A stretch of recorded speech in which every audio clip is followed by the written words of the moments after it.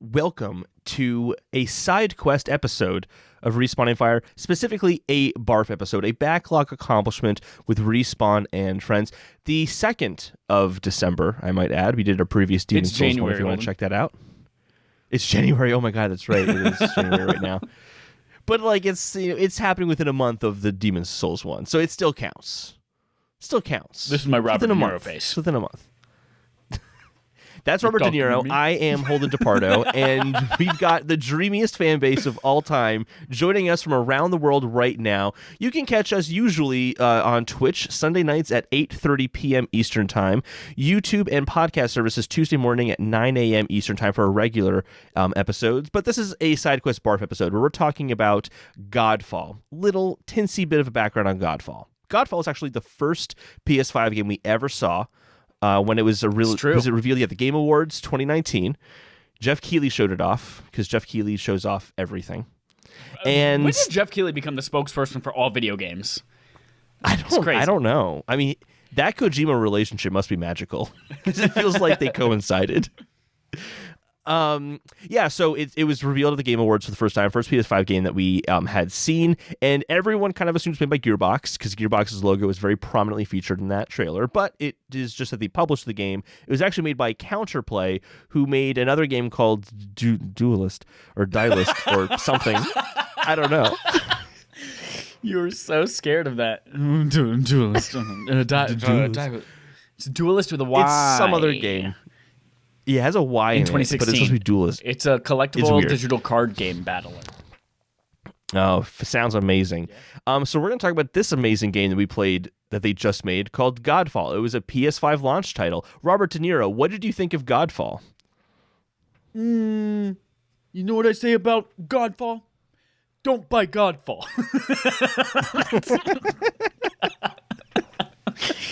Oh, y'all should watch the video version of this one just because that Robert De Niro face is perfect. The voice is like next to perfect, but the face is perfect. The face is absolutely perfect. I got nipples.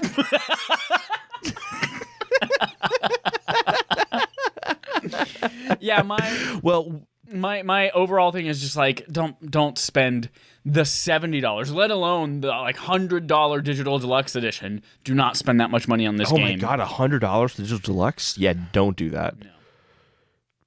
Yeah, so right off the bat, I think we can both just say neither of us finished the game. Nope. Because we just didn't want to. Which is rare. We've powered through some bad games.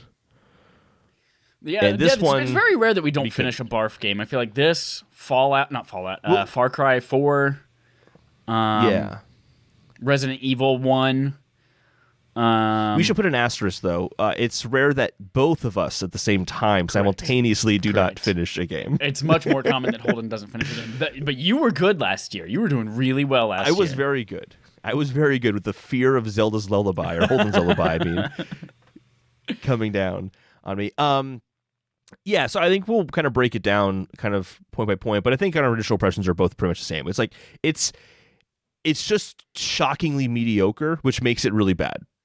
Yeah. It's like, there are games I think I play that are worse, I guess. I don't know, it's weird. It's really weird with this one. It is weird. You know why I think it's weird? I think it's unique. It's a unique situation in that we had very many amazing PS5 launch titles, and this turned out to be your standard PS5 launch or PlayStation or new generation launch title. So by comparison, it looks really bad. But like any other launch lineup, this would fit. This would be right up there with like, I don't know, Killzone Shadowfall and Forza, whatever they decided to come out with. Like this is a good launch title. It's a but in a year where we got Miles Morales and Demon's Souls and Astrobot and Bugsnax, and it's just like. And Sackboy. Sorry, bro. And Sackboy, yeah, which I can now that I played, I can say is a great game. It's just it doesn't stand out. Unremarkable, I believe, is the word that you used on the podcast this week, and I agree with that in every way. Yeah, I also agree when I said it was unremarkable.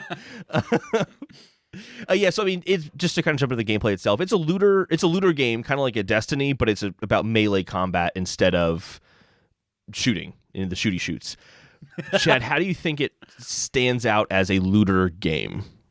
Let's kind of start with that mechanic. It doesn't. Because that's the primary thing you're doing in the game. Yeah, so the loot system is something that like Gearbox as a developer, not as a publisher, because that's not their domain there, but as a developer, Gearbox with Borderlands really fucking succeeds with that. Like it's amazing how good they are at kind of defining that looter genre, actually. But when it comes to Godfall, I feel like there was so much help they could have asked for from Gearbox as a publisher that they didn't, because I felt like none of it mattered. Like, there's a little bit of bias that we had because we bought it day one, so we had a couple of higher-powered items right off the bat, but I felt like everything that I found I didn't want to switch to. I did eventually switch to a lower-power hammer than the sword that we started out with for the first couple hours because I just liked the way the hammer played. But then once I found that and I was able to upgrade it, I was like, I don't want to switch to anything else. So the loot that I get is worthless to me. And then the other part of the loot is that you're constantly grinding to get something better, new armor. Like that's the biggest part of this game, and what they really sold it on aesthetically is like, look at all these dope fucking suits of armor you can get. And they are really cool looking, to be fair. They are cool looking, but then whenever you get into it, it's really like, oh, there are like 10 sets of armor in the whole game. You can't mix and match pieces. You can't get like unique or set pieces or anything like that. It's just like, all right, you can swap out 10 different sets of armor, and you go up to them and you're like, all right, what's new about this one? Like, not much. You got a 10% chance. I couldn't tell you the difference at all. It really comes down to just like one of them gives you a chance to poison, one of them gives you a chance to ice, and it's like a meaningless chance. It's like 10%. And then in the combat itself, I never found myself Fury, which we never really figured out what the fuck it is after playing for 5-6 hours total. Yeah, it's. I think it's a skill you have to unlock. So if you don't have that skill unlocked, it's pointless. But even like with like the whole like ice damage, that kind of stuff, I never found myself needing to use that kind of stuff anyway. Just hacking and slashing and randomly hitting attack buttons seemed to do the trick well enough. But yeah, I think that you're totally spot on with the whole the loot is just not enticing. Like, even, like, you mentioned we got the powerful items at the beginning. It's totally true. But I also found that when I did get an item eventually in the game that was better than that initial pre-order item that I had gotten, even after that, it was really hard for me to find an item that was better than that. And then you start layering on top of that the upgrading, like you mentioned. It's just, it wasn't a looter game. Just simply, even though there was a ton of loot, it was always worthless. The loot just becomes an excuse to go to a menu, tag them all with the triangle button, and then salvage them so you can upgrade your current weapons. And I'm like, that's not fun. I would have rather have just gotten some cool weapons occasionally that are more powerful than the last one that I had gotten, and then picked up like materials to upgrade. Like, that would have been more appealing, but then it's not a looter game at that point. So it doesn't succeed at being a looter game at all, I don't think. Right. And even the part that was cool that we both agreed, like, man, those are some cool looking sets of armor. Most of them are locked behind, like, you have to grind in the later levels of the game in order to even get enough materials to unlock the ones you really want that look cool. So it was like, oh man, I have to play through all this other shit to even get to the place that has the right materials for this. It was so at the beginning, I didn't even, literally the only reason why I wanted the new set of armor was so that I didn't look exactly like you and Matt. And I think, didn't we end up picking the same armor at one point? I think we did. We all had to start with Phoenix armor. Oh, that's right. We all had to start with the Phoenix armor. It's great progression. Choose any armor you want as long as it's the Phoenix armor. Really, yeah. And then you have to go around and you have to find like Jasper something or other in order to get more armor. I think that's a good segue into the world exploration and kind of finding those materials, the structure of like a mission and all that stuff. I just, with the world design and exploring it to find those materials, oh my god, the world design is so boring. It is I was playing it single player because we played it together and then we played it single player to kind of feel like what that was like. And I'm just running around this map going, what even is this environment? Is this like an old ruin from something in the past? Is it a forest with some rocks in it? Like, I really couldn't tell you. It's like perfectly flat. There's no hills or like anything. It's just, it feels like a video game level with no inspiration to add character or lore or history or anything to it at all. It was really bland, which hurts exploration because things are then just kind of like tucked around. Oh, if you turn this corner, there's like a little like divot in the wall, and in that little div in the wall, you can find an item, and then that's it. It's bland. Yeah, I've said what I have to say about that. I think what hurts it even more is not only do I not want to explore it from like there's interesting things happening all around it, but also the shit that you do find. You're going to find Jasper. You're going to find these orbs that, or whatever the fuck, that lets you get new sets of armor. So like, those are the only things to find. Are those two things that let you get new sets of armor. And if you don't want the armor, there's no reason to explore. So not only am I not enticed by the level design itself to explore and find new things, but then the other things that are barely around anywhere are worthless to me, and I don't care about them. And take that into account with the extra objectives after you beat whatever objective you're on. You're like, oh, cool. You can continue exploring this level and just find random chests with random puzzles associated with them to get more shit you don't really care about or want. And I was like, okay. And finding them is awkward. It's kind of weird, like how you find these extra objectives. It's like, go over to this random like pedestal, I guess. Like, I don't even know what it was. And then like hit the circle button, and then that will tell you that there's 3 other points in the map you need to go to. And we're going to give you this like weird compass icon that surrounds your character to like, or not even compass icon, but like it's like a compass basically pointing towards the objective, whichever one it feels is closest.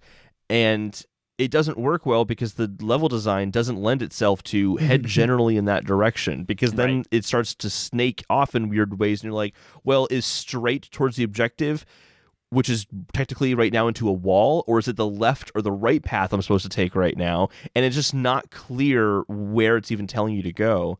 And then when you do get there, it's like you'll get to a chest, and then there are these like crystals around the chest, and you're like, great, there's a circle symbol next to the like crystal shard. I guess I'll hit the circle symbol, and then you go into this like spirit view mode, and you're like, why am I in this mode now? And I'm not sure, should I keep hitting the circle button? Or I was so confused. And then eventually the chest opened, and I'm like, I don't know what I did. I have no idea what this objective was, what I was doing.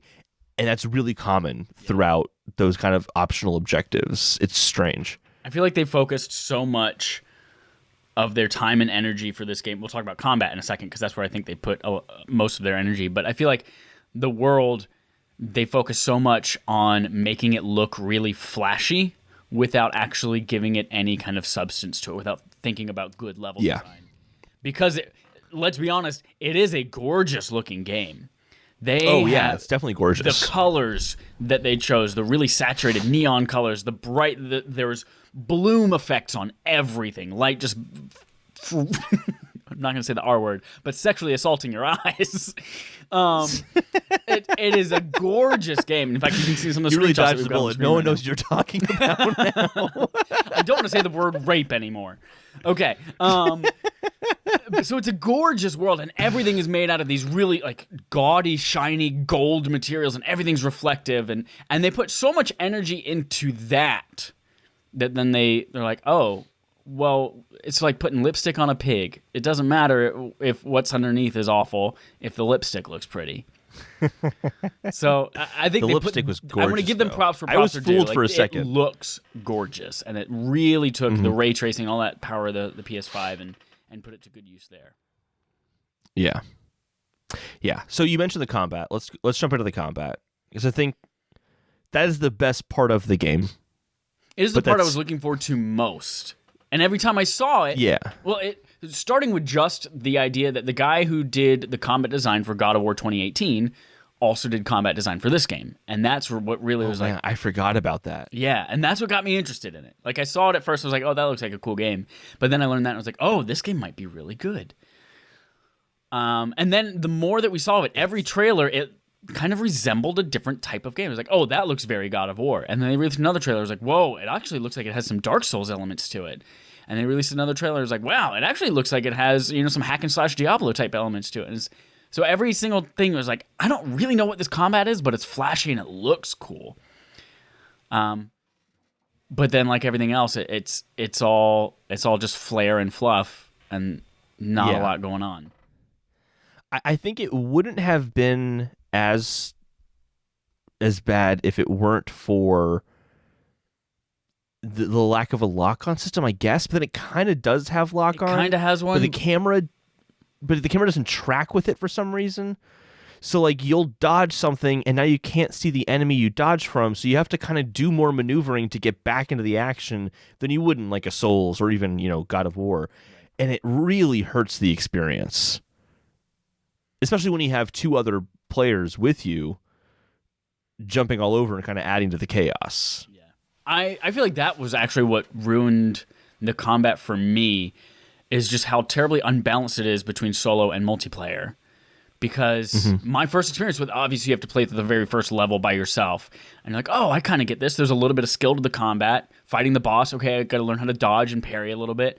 And then I just played with you two, you and Matt, and with that, I was just running around the levels, hack and slash, and didn't give a shit about parrying, didn't give a shit about dodging anything, because we were just destroying everything because it was so easy. And in fact, I think a few hours into it, I was like, let's bump the difficulty up, because I don't think I've died one single time in this entire game. And in a game that looked like it was going to be like Dark Souls or God of War, I was expecting to die. Yeah. But then, when I was like, okay, let me try a little bit of this on my own about a week ago, I was like, let me see if I can just beat this second world and the second world boss by myself. And I went in and I was like, oh shit, I have been trained to not give a shit about anything and just mow through enemies. And now it actually matters again, because the difficulty of the enemies didn't scale with the additional multiplayer people. It's just now that much harder by myself, and I was dying left and right and all the time. And I got to the second boss and I figured out the trick to it, but it was just like actually doing it. I couldn't end up beating the second boss by myself. And I was like, I don't care enough to actually do multiplayer past this anyway. So yeah, I feel like it was completely unbalanced, and if you played too long either way, then it ruins the other experience for you. Yeah, I completely agree with everything you said there. And to kind of build on top of that, the big shame of it to me is that there are actually some good enemy types. Like you have kind of more aggressive enemies who are stronger. Then you have, kind of like ranged enemies, like kind of normal. But then you have like protector enemies who make sure that the aggressive enemy who's attacking you can't take damage from you. So you have to go destroy the protector enemy first. Just kind of like sometimes like a good mix of those different types. And you have to juggle a little bit. But you really only notice that when you're playing single player. It's not noticeable at all in multiplayer. But all that is still just bogged down by everything that you just mentioned. Yeah. But I at least wanted to throw that, like, there's a little bit of a cherry there, but it's like not enough to really like win the combat over. Yeah. So I do like the weapon types though, and like the variety that you get with the different weapons. Like the hammer disrupts people a lot, but it's obviously much slower. You get the dual blades, which are super fast, but you got to be nimble. Dual blades were great. That's what I used. That's what I ended up swapping between a hammer and dual blades all the time. And I appreciated the upgrade system and how complex it looked, but then in practice, I didn't find any of it worked. So, like, the upgrade system is just a big rectangle full of nodes, and you can start on any corner, and you can, like, decide, I want more might for power, I want more vitality for life. And then you can unlock, like, oh, if I hold down left trigger, then I can do extra types of moves, or if I build up power with one weapon, I can switch to another, and that will unleash a blast, and I can continue doing that back and forth. But I found that it was just like, either they weren't explaining it to me correctly, or I could literally never do them. Especially when there was like a timing attack that I unlocked, and I unlocked like 3 levels of it, but I never got the timing attack to work properly, literally once. And the swapping back and forth between weapons, I was like, oh, that's kind of a cool thing, but you have to hit so much with the first weapon that it doesn't even really fucking matter. And then you're not going to have 2 weapons that you like to use on the same enemy at the same time. So, like, when I switch to the other weapon, I'm like, what do I do now? I don't want to use this right now. So, yeah, I think it was a lot of customization in there that didn't, in practice, end up meaning anything. Yeah, at a certain point, I was looking at all those nodes going, which one do I even want to go into? Because I don't see the purpose. Like, what's the benefit of that? Or if I'm not thinking that, then I'm thinking, well, this node over here on the left is going to give me more vitality, but this node on the right is going to give me vitality, might, and whatever the third metric was. I can't remember what the third spirit metric was. It gives me all spirit. It gives me all 3 of them. I'm like, what? Why? Why would I choose the vitality one when I can get vitality, might, and spirit all at the same time? Yeah. I know that's probably not as much as the spirit is going to get on the left, but I'm like, there's too much crossover for me where I'm like, I just don't see the purpose in this. And the other thing is that every single piece of armor has that arcane fury, but that's an unlockable that I didn't even think about in practice, where I feel like because it's so heavily utilized, that particular skill, it should just be a default skill, as opposed to like unlocked in this skill tree, because everything uses that Arcane Fury. It's really unbalanced in that way, and I feel like if we had found that, maybe we would have invested in that skill more often. But because we didn't find that, we were left confused as to why Arcane Fury was so prominent in all the armor sets. So like it just felt like it wasn't this well thought out skill tree that I feel like it didn't balance. Either I unlocked it or I was able to use it. So I feel like I did use Archon Fury like 3 or 4 times, but I didn't see any benefit to doing so. So like everything else, it's like, okay, why is this here? Speaking of why is this here, let's talk about the story. Yeah. What story? Your brother's what story bad. Exactly? Go get him. I'm a face in some fire. The Seventh Sanctum is kind of like your tower in Destiny. It's kind of like the tower, except it's just literally a room with a big pool and, like Chad just said, a metal face with flame in the middle of it. Like, it's just weird. And then some other dude who's just like a dude who just stands there. I don't know, like, the context of any of these characters, why they're there, what they're even talking about. You have to climb back up a tower, but in order to climb up the tower, you have to walk around a bland level to defeat a guy that I don't know why I had to defeat the guy, and that's the story of Godfall. All of your brother, or your brother has all of these his 3 other people who have some kind of energy, and as long as they have the energy that can be siphoned into him, he's all powerful. So if you take them out, then the face in the middle of the room starts absorbing the energy, and what I gathered from getting to the second boss is that energy was slowly killing or hurting the face, the fire face. That's as far as I got. So we were trying to kill all 3 of those people to make your brother less powerful. Very Shakespearean. It's beautiful. But then you mentioned also, there's like, I'm going to go fight a person in a world that I think another awful game design thing is just the missions themselves and the map and the mission structure, where it is like, here's one level, again, that we've already talked about is super bland, and even Earth versus the underwater versus the next one, they're all, I honestly would not be surprised if it was the exact same geometry with just a different skin on it. One's like green and gold, one's like purple and blue for underwater, but the exact same level design. But the underwater one's above the Earth one, because that's logical and makes complete sense. Right, in the tower. You're going above. Yeah. But the mission structure basically is just, hey, we have 2 or 3 enemies in this bland area that we want you to fight. And then in order to beat this world, you have to go and get a lot of currency, which you get by just beating those enemies again in hunts. So it's like, go back to this bland world and literally do the same thing again, but this time we're calling it a hunt. And you get enough coins to unlock the final mission and beat the boss. And then you go to the second world, and it's like, hey, not only do you have 2 or 3 enemies you have to beat here again, and then repeat them again to get more coins, but you also have to go back to Earth and get more Earth coins. So yeah, that's right. I was like, oh my God, are you fucking serious? And it was like, I get to that point, I'm like, I feel like I put a good amount of this game, and I'm like, hell, how many of these Earth coins do I have? 4. Oh, awesome. I need what was it, 10 of them in order to fight the second boss? Yep. I'm like, I'm not going to go back to that area and do more than what I already did and then some. Like, so you're fighting those same like little bosses like 5 or 6 times. It's awful. It's needless grind. It's just filler in order to get you to spend more time in the game. Okay, here's also, I think, one of the worst moments of game design. So you're doing some of these like levels where it's like, all right, you have to go defeat this guy, and it has like a cool name to him or whatever, and they show you in his armor, and he looks badass in his armor.